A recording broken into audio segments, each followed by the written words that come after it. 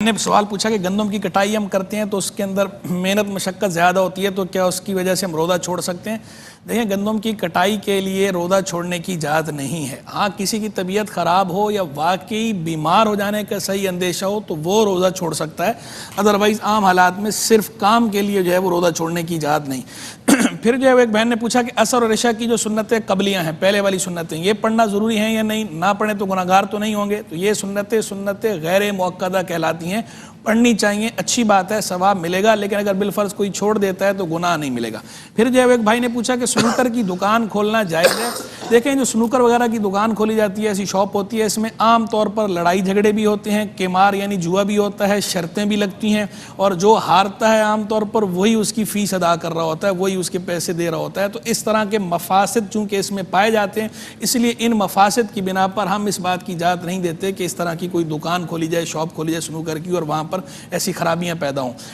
پھر جو ہے ایک بہن نے پوچھا کہ کسی نمازی کے سامنے اگر آ کر کوئی منہ کر کے بیٹھ گیا تو اس کی نماز ہو جائے گی یا نہیں ہو جائے گی؟ ویسے ایسا کوئی کرتا نہیں ہے، لیکن چلیں بالفرض کسی نے اگر ایسا کر لیا ہے بے خیالی کی وجہ سے، اسے نہیں کرنا چاہیے.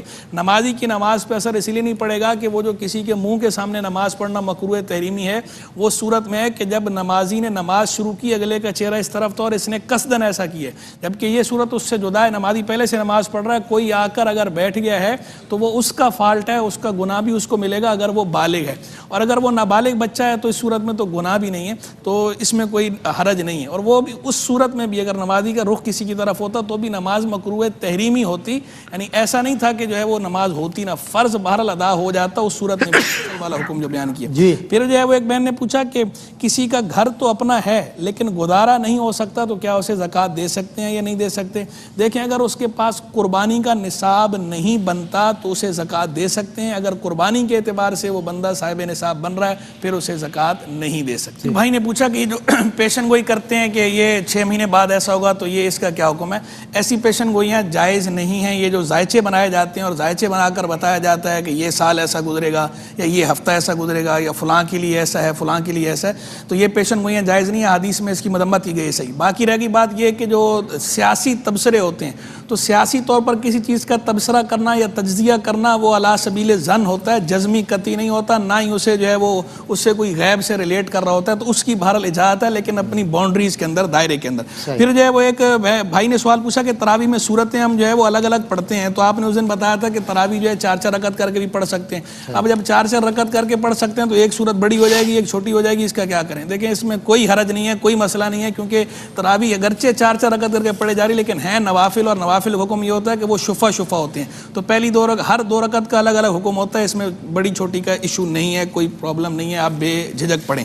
پھر جو ہے ایک بھائی نے پوچھا کہ روزے میں غیر محرم کو کس کر لیا تو کیا حکم ہے؟ نہیں کرنا چاہیے، ناجائز کام کیا، روزہ ٹوٹے گا نہیں ٹوٹے گا؟ اگر انزال ہو گیا تو روزہ ٹوٹ جائے گا، انزال نہیں ہوا تو روزہ نہیں ٹوٹا. بہرحال توبہ لازم ہے، گناہ ہے بڑا. پھر پوچھا کہ آخری عشرے کی طاق راتوں میں کون سی عبادت افضل ہے؟ نوافل پڑھنا بھی بہت اچھا ہے، دروشی پڑھنا بھی اچھا ہے، استغفار پڑھنا بھی اچھا ہے، لیکن قرآن مجید فرقان حمید کی تلاوت جتنی کریں، کیونکہ شب قدر کی خاص مناسبت ہے قرآن کے ساتھ، تو قرآن کی تلاوت پر فوکس کریں، اور ترجمہ اور تفسیر ہو تو کیا ہی بات ہے. پھر پوچھا کہ ہم اسپیشل پرسن کوٹے میں کام کرتے ہیں، بعض اوقات ادارے کے سربراہ ہمیں ڈیوٹی پر نہ آنے کی رعایت دیتے ہیں، تو کیا ہماری کمائی حلال ہے؟ اگر وہ جو رعایت دے رہے ہیں وہ رعایت جو ہے وہ اوپر سے گورنمنٹ کی طرف سے بھی رعایت طے شدہ ہے اور عرف کے مطابق ہے تو پھر تو کمائی حلال ہے. لیکن اگر وہ اس سے ہٹ کر رعایت خود دے رہے ہیں جس کی انہیں رعایت دینے کی اجازت نہیں ہے، اپنی طرف سے ایسے ہی دے رہے ہیں، تو پھر جو ہے اس کی اجازت آپ کو نہیں ہوگی. پھر پوچھا کہ جو ہے وہ بچے کی ناپاکی دور کرانے کے بعد صابن سے ہاتھ دھونا ضروری ہے؟ صابن سے ہاتھ دھونا ضروری نہیں ہے، ناپاکی دور کرنا ضروری ہے. اگر پانی سے دور ہو جاتی ہے ٹھیک ہے، اگر نہیں ہو رہی تو صابن آپ استعمال کر لیں. پھر جب مچھلی ہاتھ میں لگ جائے تو صابن سے ہاتھ دھونا ضروری ہے؟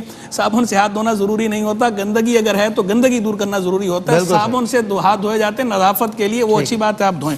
پھر پوچھا گوبر وغیرہ صاف کیا تو بھی اب صابن سے ہاتھ دھونا ضروری ہے؟ صابن سے ہاتھ دھونا ضروری نہیں ہے، نجاست دور کرنا ضروری ہے، لیکن نظافت کے لیے مزید صفائی کے لیے صابن سے بھی ہاتھ دھوئے جاتے ہیں، تو اچھی بات آپ دھوتی ہیں شرعاً، لیکن صابن سے ہاتھ دھونا ضروری نہیں ہے. اور ہر سوال ہر جگہ ہاتھ دھونے میں صابن کا ہونا ضروری نہیں ہوتا.